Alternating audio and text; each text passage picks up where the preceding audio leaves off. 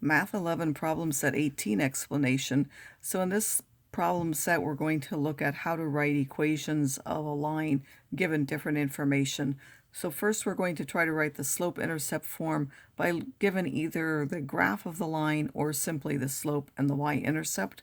So in either of those, we're going to find the values of m and b, and then we're just going to put them into the form. So if we look at this, we first have to find the y-intercept by where it crosses the y-axis. So here is that point. That's at 1, so that's what b is. B is 1.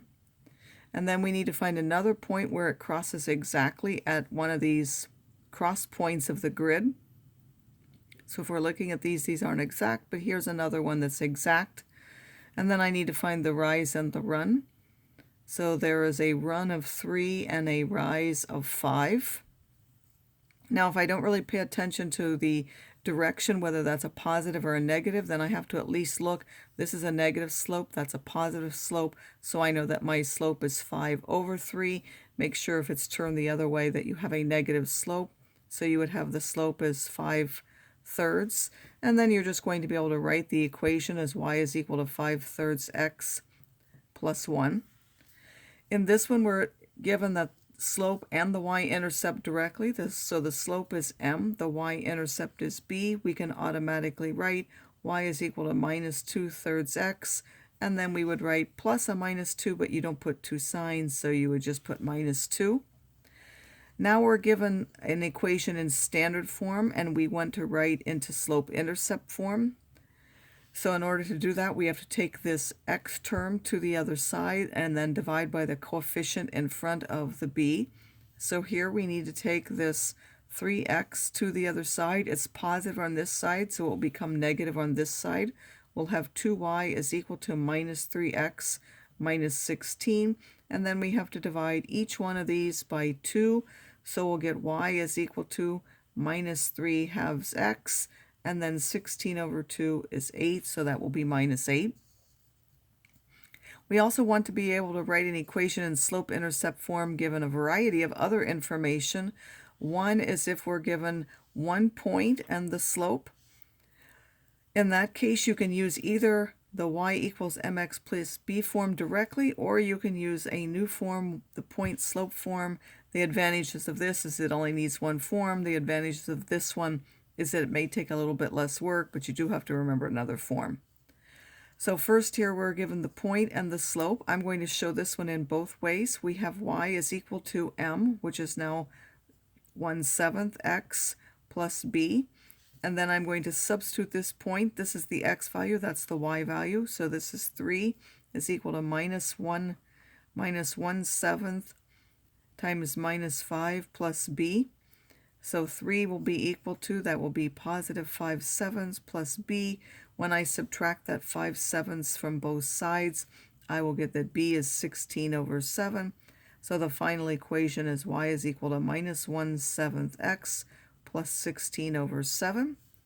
So that's using one form, or you could do what? You could take this point and this slope and substitute in this form. So in here we take y minus whatever the y value of the point is, and then take our slope minus 1/7, and then take the x and subtract that. So x minus a minus 5 is x plus 5. Then use the distributive property. Minus 1/7 x minus 5 over 7. Then I have to add my 3 to both sides, and I will get y as minus 1/7 x plus 16 over 7 again. We also want to be able to do that given 2 points, and when we're given 2 points, we have to first find the slope. So that will be the first step, is if you're given just 2 points, you have to find the slope first, which this is the formula for. And then we're going to do just like we did in the part before this. We're either going to substitute into slope-intercept form or point-slope form. There are 2 special cases. If we look at the 2 points and they happen to have the same number for x, then that will be an x equals some number equation, which is a vertical line. Or if they have the same y value, then it will be a y equals or a horizontal line. So for this one, we have these 2 points. They have different x's, they have different y's. It's not a special case. We're going to first find the slope. You can do that just by looking at the points. from -4 to 1 went up 5, and -4 to 4 went up 8. So you can do it that way and get that the slope is 5/8, or you can use the formula. It doesn't matter which point you start with. I'm going to start with this one. I take the y from that point on the top and the x from that same point on the bottom, and then I'm going to subtract. This is a y value. I'm going to subtract the y value from the other point here, and on the bottom I'm going to do the same thing. I'm going to take this x and subtract this x from it. So the ones for the same point are on top of each other, but you're subtracting the y's and you're subtracting the x's. So now that's y minus 1 minus a -4 is a +5, and 4 minus a -4 is +8. And now we can take that and substitute that into either of those two forms that we had before. I'm going to do it both ways again, but using a different point. You would pick just one of these to do. So y is equal to 5/8 x plus b. I can pick either point. Let me take the first point for this one. They both have a -4. So I have 5/8 times -4 plus b.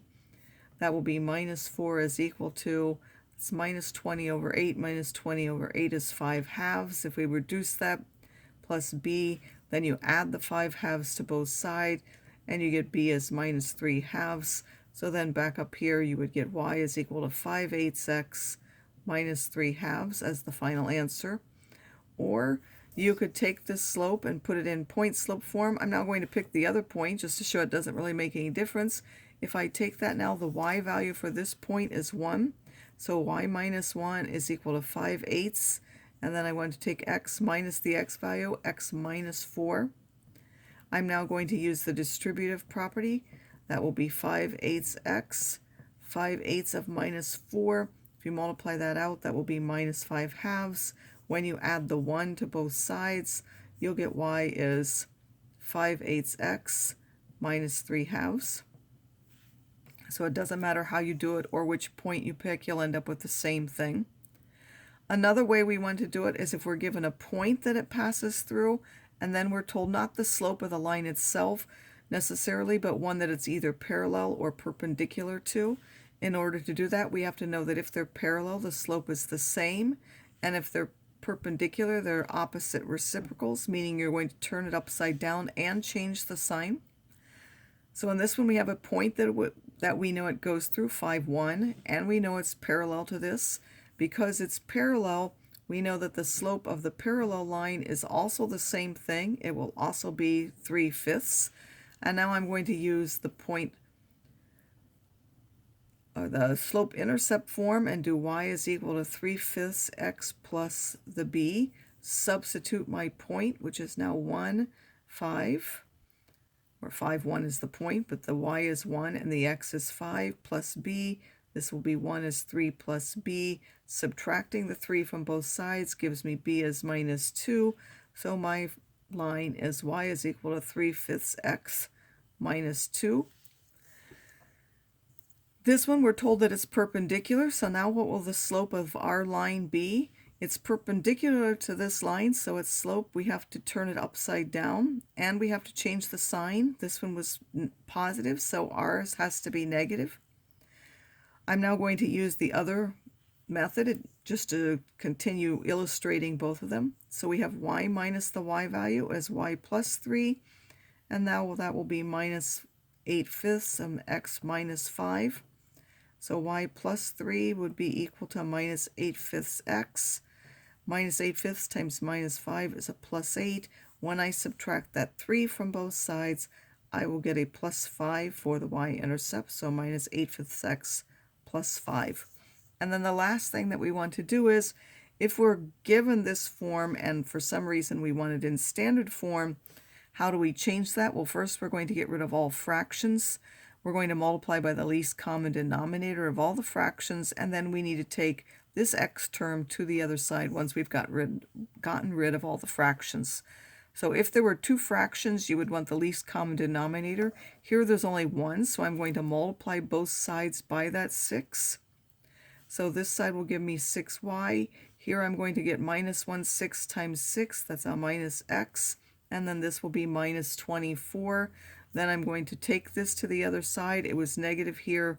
When I take it to the other side, it will be positive, and I will end up with x plus 6y is equal to minus 24.